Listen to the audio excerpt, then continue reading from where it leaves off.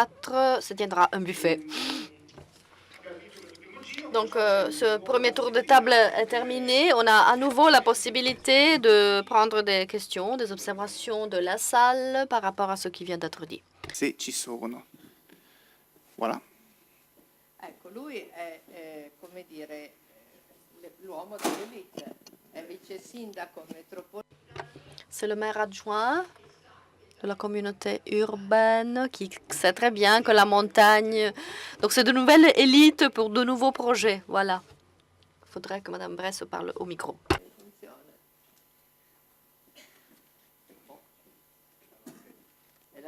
C'è. Grazie. Intanto la città metropolitana non si ferma con La communauté urbaine de Turin ne s'arrête pas à Colegno. Comme Mercedes le sait très bien, Europe Direct aussi, c'est un projet qui continue à bien fonctionner. Tout récemment, un guichet a été inauguré à l'université et donc nous croyons beaucoup à ce projet. On a hérité, et je le dis à Mercedes Bresso en particulier, on a hérité d'une politique qui a confié des fonctions à la ville urbaine qui appartenait avant aux provinces, aux anciennes provinces, mais non seulement. Je tiens à rappeler l'expérience de Mercedes Bresso. La ville métropolitaine aujourd'hui fait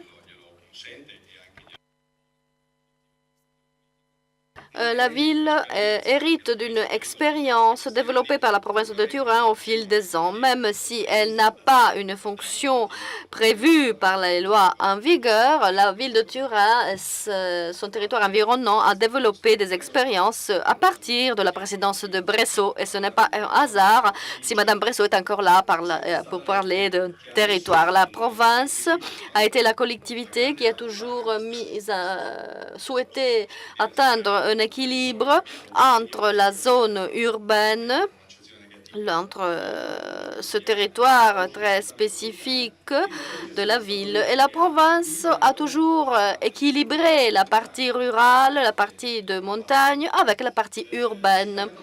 La ville métropolitaine, la communauté urbaine de Turin a donc cette fonction d'un point de vue administratif et statutaire aussi. Nous l'avons écrit. C'est notre objectif du point de vue réglementaire aussi. Eh bien, la ville métropolitaine de Turin est tout à fait particulière et c'est un peu un cas de figure. On peut bien travailler là-dessus car cela nous permet, dans le cadre de cette stratégie de la SUERA, de la macro-région alpine, cela nous permet de non seulement de jouer un rôle, d'avoir le droit de le faire, mais aussi de s'exprimer. Et nous, en tant qu'élus, nous avons le devoir et l'obligation et le droit de le faire. Je m'excuse, je suis arrivée un peu en retard, mais je le dis encore une fois, la ville de Turin a accueilli les Jeux olympiques car c'est une ville entourée des montagnes. Turin a connu une transformation, une évolution grâce au fait d'avoir les montagnes des Jeux olympiques. C'est pour cette raison que, grâce à cet événement, Turin a pu consolider, voire accélérer sa situation. Peut-être on avait déjà abouti à un parcours qui avait été conçu déjà à l'avance, mais certainement les Jeux olympiques ont représenté l'élément clé qui nous a permis de changer complètement le scénario du développement économique local de notre ville et de notre territoire, qui contribue à changer le scénario de développement économique et social de la région tout entière, car Turin, c'est un grand centre d'attraction de toute l'économie liée au tourisme, à la culture, aux aspects naturels, bref, à tous les atouts de notre territoire et que chacun reconnaît. Eh bien, pour reprendre les paroles exprimées par le professeur Barbera, eh bien, je crois que celui-ci est l'objectif qui est le nôtre, à savoir considérer le territoire comme élément qualifiant. C'est un objectif politique et administratif à la fois. Monsieur Blanc, si j'ai bonne mémoire, avec qui je partage certaines expériences, car je suis maire élu d'une petite commune à mon tour, maire adjoint, vice-président, appelé comme vous le voulez, donc maire adjoint en Italie, donc de la ville métropolitaine, de la communauté urbaine de Turin. Donc c'est une collectivité territoriale. Monsieur Blanc a évoqué le risque qui existe dans la recherche de l'équilibre entre les zones urbaines et les zones rurales. Eh bien, moi, j'aimerais plutôt parler d'atouts, d'opportunités, car nous, on travaille sur les acquis de la province de Turin. Nous travaillons sur un grand nombre de projets transfrontaliers et cela nous a permis... Nous avons autorisé à le faire pour les mêmes raisons qui ont été à la base de la ville des Jeux Olympiques. Nous sommes transfrontaliers d'un point de vue géomorphologique. Nous sommes la seule ville métropolitaine qui a une frontière avec un État étranger et avec une autre région, la région Valle d'Aoste.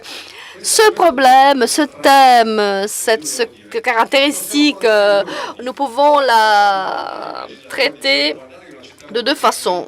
Soit nous allons dire aux législateurs qu'une ville de ce type, une communauté urbaine de ce type ne pourra jamais fonctionner, soit on essaye de construire les conditions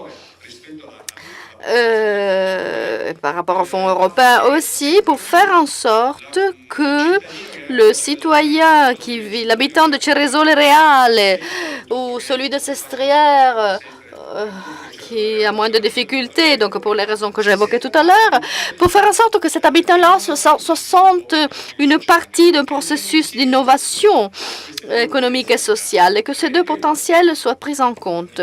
Car, je le répète,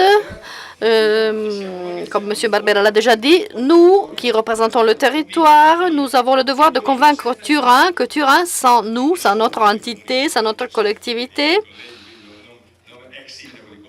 et là, on a la présence de l'ancien maire de Collegno. Donc, on a une expérience administrative et c'est la bonne façon de traiter, d'approcher les différents thèmes. Cela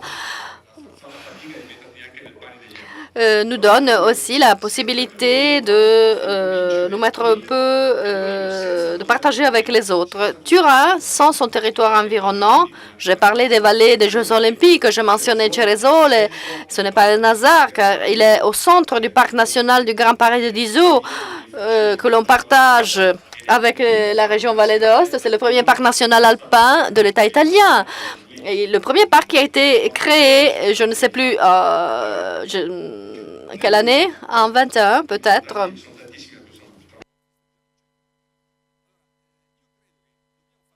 Eh bien, je crois qu'il faut faire l'effort de convaincre Turin que c'est le territoire environnant qui est un point de force pour Turin. La ville urbaine, sans son territoire environnement, sera importante, mais similaire à bien d'autres villes métropolitaines européennes. Plus grande, peut-être. Donc, une ville, une communauté urbaine qui intervient au niveau européen, mais qui n'a pas peut-être les mêmes atouts qu'elle peut avoir si elle prend en compte son caractère territorial. Voilà pourquoi j'apprécie vraiment que Maurizio Beria soit présent ici. Il s'occupe actuellement du PIT Alcotra pour la partie de Pignerol. Notre programme PIT se développe sur la partie du Canavese et Vallée de Lanzo. Nous sommes chefs de file en tant que ville métropolitaine dans les deux cas, dans les deux projets, et on les appuie vraiment. Et donc, lundi dernier, nous avons été à Chambéry, nous avons échangé avec le vice-président Michel Bouvard. Nous nous sommes dit que d'ici quelques années, nous espérons pouvoir parcourir le trajet entre Chambéry et Turin en 45 minutes grâce à la grande vitesse. Cela va encore développer nos rapports. Voilà pourquoi il faut bien s'équiper, hein, parce que entre Chambéry et Turin, voyager entre Chambéry et Turin en 45 minutes, en fait, va modifier les relations entre notre territoire et le territoire de nos amis français, savoyards.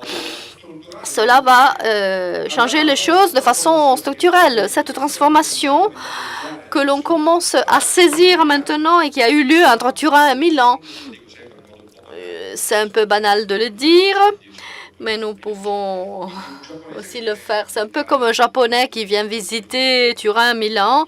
En 40 minutes, il peut se trouver au centre de Milan et puis au centre de Turin. La sensation, c'est que, à mon avis, il n'aura pas la sensation que ces deux villes sont complètement séparées. Car si on monte dans un train en 40 minutes, on est dans l'autre ville. Plutôt, si on se déplace de Turin à Ivrea alors qu'il faut changer de train, alors là, c'est autre chose. Eh bien, la stratégie de la macro-région alpine, à mon sens, est fondamentale, car elle nous amène vers ce type d'avenir-là. D'ici quelques années, cet avenir va être mis en œuvre. J'aime bien de répéter cela face à Mercedes, car depuis le temps, la région encore a évolué. Donc, on est en train de peaufiner cette réflexion. Et donc, ces approfondissements sont importants. Et je vais terminer là-dessus. Et je crois pouvoir partager la démarche, l'approche qui est celle de Mercedes aussi, qui est une grande européiste convaincue depuis toujours. Eh bien, M. Blanc avait parlé des changements climatiques. Eh bien, le changement climatique ne s'arrête pas devant les frontières administratives, loin de là. Nous avons une série de questions presque infinies qui sont à traiter sur une échelle de macro-région alpine. L'idée d'Europe était une idée sans frontières. Nous avons inventé les frontières, mais les limites n'existent pas dans la nature. Et les problèmes climatiques, nous les partageons, tout comme nos amis français. Nous partageons avec nos amis français et savoyards.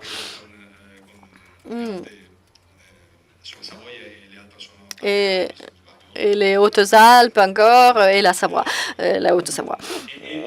Eh bien, il est clair que nous avons inventé les frontières, alors que nous partageons non seulement les problèmes climatiques, mais aussi les problèmes relatifs au modèle de développement économique, car le type de montagne que nous partageons a des activités de production de grande qualité, ainsi que des activités culturelles, touristiques, naturelles. Voilà un autre sujet qu'il est nécessaire de traiter de concert, car ce ne serait pas correct de traiter de façon séparée ces sujets-là.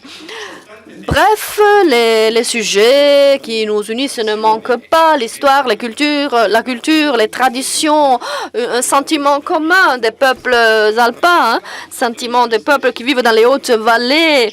Les problèmes sont les mêmes, nous sommes à proximité, l'eau que nous buvons est la même très souvent, donc il faut vraiment construire les bases, et nous le faisons actuellement, pour réfléchir de plus en plus, pour travailler de plus en plus en tant que macro-région qui a des caractéristiques sur le versant italien, mais de part et d'autre de la frontière, c'est le cas. Vous êtes en train de restructurer votre gouvernement local avec les villes métropoles, ce qu'on a fait nous aussi. Donc, une macro-région alpine qui réunit de grandes zones urbaines. La Ligurie, le Piémont, la Vallée d'Aoste, la Lombardie, eh bien, on a des villes comme Gênes, Turin, Milan, 3 nouvelles villes métropoles qui, depuis toujours, agissent de concert, il y a de grandes opportunités transfrontalières. Il faut donc adopter cette approche selon les perspectives qui ont été évoquées. La ville métropole de Turin est là. Merci, Alberto Letta. Le vice-président de la ville métropole, on lui a accordé un peu plus de temps. On a encore 2-3 demandes d'intervention. On va essayer de limiter les interventions à 3-4 minutes.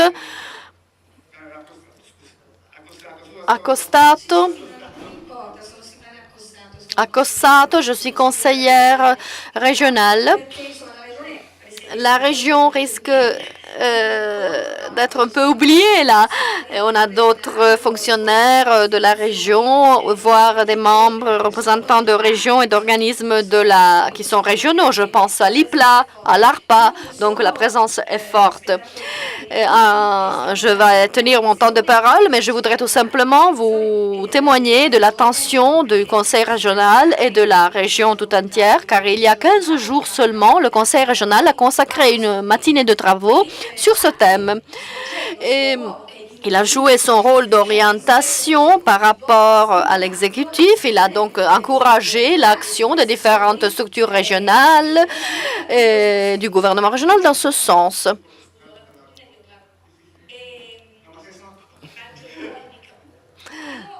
Je parle trop fort, je le sais. Avec d'autres conseillers, nous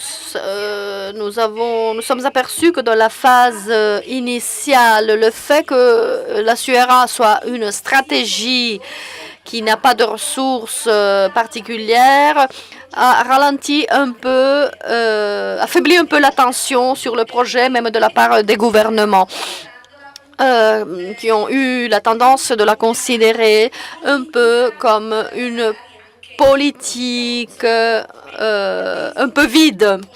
Le risque, le danger était que cela reste lettre morte, donc une occasion de débattre et c'est tout. Mais grâce à l'action de Mme Bresso et d'autres parlementaires européens, cet approfondissement nous a permis de nous convaincre de l'opportunité représentée par aux Alpes, par la SURA. Donc l'importance aussi d'apporter des projets. Ce matin, j'ai vraiment apprécié les différentes suggestions venant des bonnes pratiques et des projets qui ont été évoqués. Donc, j'ai peut-être déjà consommé mon temps de parole, mais vraiment, je risquerais de répéter les différentes questions, la connectivité matérielle et immatérielle, les services, la distance, etc. Donc, je ressens l'exigence avec mes collègues au Conseil régional comme l'a dit le professeur Barbera, de passer à quoi faire, à comment le faire. Donc, il faudra doter nos structures compétentes des outils pour se mettre en réseau, même au niveau institutionnel, pour traduire tout cela. Certes, il faut aussi mettre de côté certaines idées reçues.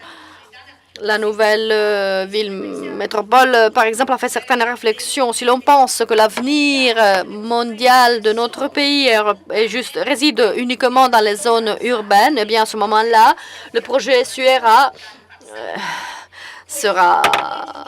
restera de lettres mortes. Alors qu'il faut, dans cette phase initiale, j'ai en effet entendu cela. Moi, personnellement, je pense que l'avenir ne réside pas dans la désertification des zones de montagne ou des zones rurales, mais il faudra trouver un équilibre entre les zones les plus urbanisées et les autres territoires, et ceux qui sont en mesure de fournir. Merci, Madame Cossato. Nous avons également l'avenir des Alpes qui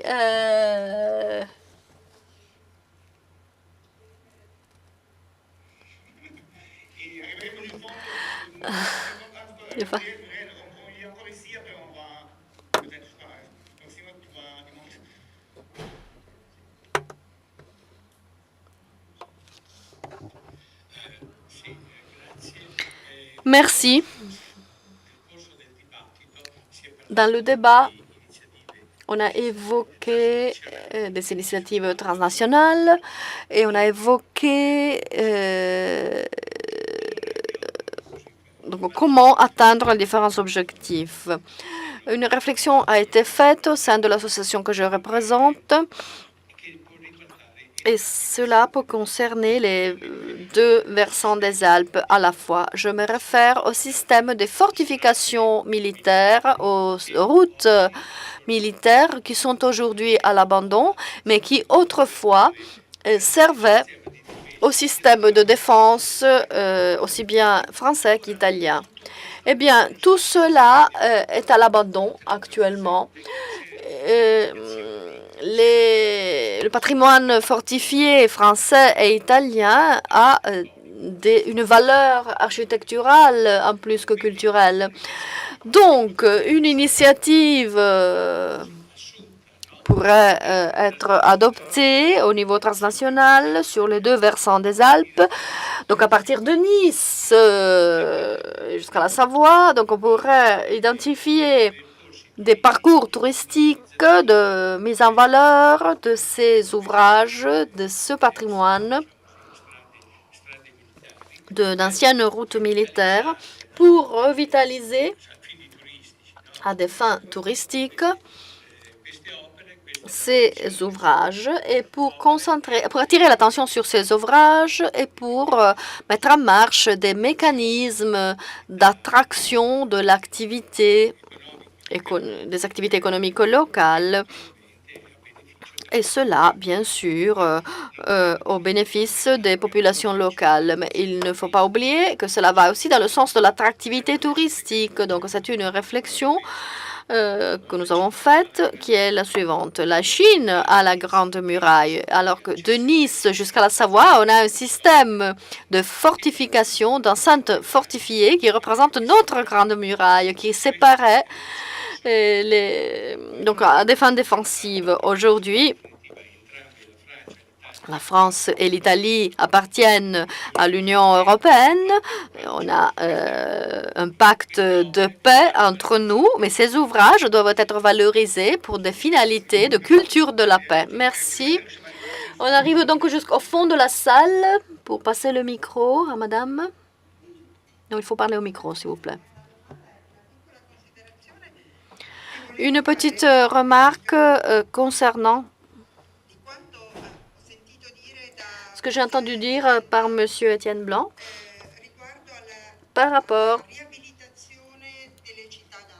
à la réhabilitation des villes d'eau. J'ai trouvé ça très intéressant. Est-ce que vous m'entendez? Oui. Donc, je le répète, M. Étienne Blanc a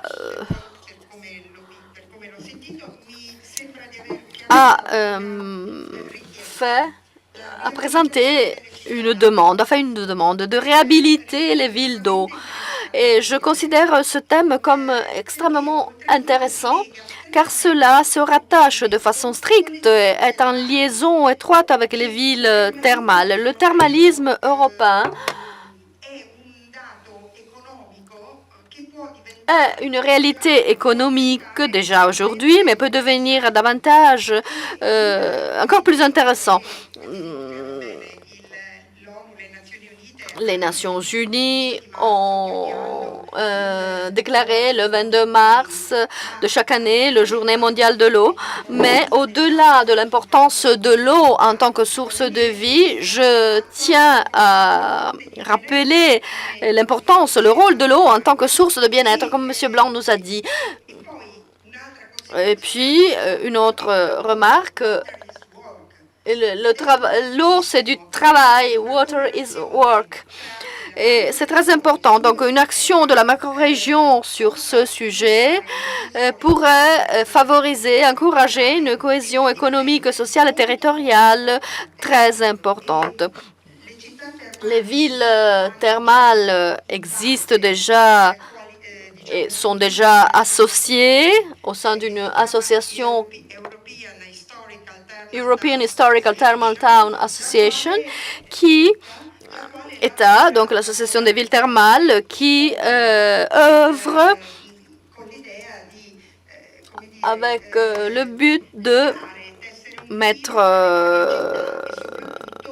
en contact les différentes villes et de faire en sorte que celles-ci soient de plus en plus visibles et facile à rejoindre. Donc, parfois, ce n'est pas évident. Donc, c'était juste un flash que je voulais vous donner. Je m'excuse, je n'ai pas été présente depuis le début pour d'autres raisons. Je n'ai pas pu le faire, mais en tout cas, j'espère ne pas avoir répété ce qui a été déjà dit peut-être avant. Et un grand merci à Madame Bressot qui a organisé cet atelier très intéressant. Merci beaucoup. Grazie. Bene, visto... Merci. Il y a encore une toute dernière intervention. Oui, merci. Je serai très, très rapide. Je vous salue au nom du Conseil régional. Je suis un collègue de Madame Cossato. Permettez-moi une considération à propos de la dernière partie des interventions que j'ai écoutées. Et malheureusement, je n'étais pas là au début de la conférence. Eh bien, au centre du raisonnement sur la macro-région alpine, il y a le terme de la vision des investissements. Bon, dans la région, souvent, nous nous interrogeons sur la manière par laquelle on peut développer notre montagne. Le Piémont, 40% du territoire du Piémont correspond à 40%. Souvent, nous nous interrogeons sur ce thème. Souvent, nous disons on devrait avoir plus de ressources. Mais si nous regardons les ressources que la région Piémont attribue à la montagne, fonds européens, fonds transnationaux, différentes typologies de fonds, eh bien, la montagne reçoit beaucoup d'argent. Pour l'entretien du territoire, les fonds du PSR destinés à la montagne. L'année dernière, nous avons augmenté le pourcentage de fonds leaders. On est passé de 5 à 7%. Le GAL reçoit une dotation encore plus importante. Il s'agit de fonds qui sont destinés à la montagne, mais qui sont gérés de façon peu organique. Donc, si on parvient, et j'en viens à mes conclusions, si nous réussissons à travers ce défi qui est la macro-région alpine, si nous réussissons à faire en sorte que la montagne ait de grands projets dans une vision globale, si on parvient à centraliser également la gestion des fonds pour éviter la dispersion, c'est ce qui a été dit tout à l'heure par M. Blanc. En effet, je suis arrivée pendant son intervention. À travers la macro-région alpine, même si on n'a pas dans cette stratégie de fonds dédiés, à travers cette nouvelle vision de la macro-région alpine, on pourrait profiter des différentes opportunités du système alpin italien, français, du système alpin tout entier. Un système qui aujourd'hui a perdu sa compétitivité. Pourquoi? Parce que sa gestion est une gestion fragmentée. Donc, le défi, c'est le suivant. On devrait continuer à parler de montagne à travers la SUERA. Développement de la montagne toujours lié aux centres urbains. Voilà le défi de la stratégie macro-régionale. Donc, Turin ne peut pas s'en passer des montagnes et vice-versa. Et pour Turin, la stratégie macro-régionale permettra de ne pas regarder seulement à Milan ou à Gênes, mais lui permettra de regarder au-delà des frontières, une zone avec beaucoup d'opportunités. Il y a beaucoup de difficultés aussi, mais les difficultés peuvent être transformées en opportunités. Pour le grand projet de la bande large, par rapport à l'Internet, l'État doit mettre les infrastructures, l'État doit introduire les opportunités. Eh bien, ce grand investissement qui sera fait par l'État à travers les fonds européens et les fonds nationaux, eh bien, le résultat sera une infrastructure peu vitale, peu viable. Si ces infrastructures ne sont pas rendues vivantes par le territoire. Il faut que le territoire, bien sûr, joue son rôle il faut qu'il joue son rôle pour éviter que les investissements restent vides. Les défis sont nombreux. La stratégie SUERA devient fondamentale. Et nous devons faire en sorte que tous les acteurs contribuent. Peut-être de nouveaux fonds ne sont pas nécessaires. Il faut avoir une meilleure vision d'ensemble. Et il faut être en mesure de concevoir des projets avec les États limitrophes, dans notre cas la France. Merci, Monsieur le conseiller Gallo. Minuti per le